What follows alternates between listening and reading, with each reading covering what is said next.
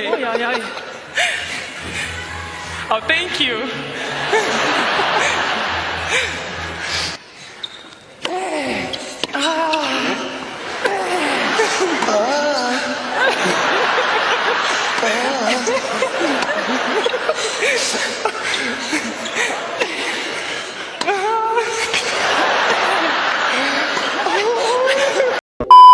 A lot of you guys wanted me to try the world's brightest flashlight on the highest hotel room I could find. Turning on the world's brightest flashlight in 3, 2, 1. Thank you, Shaq.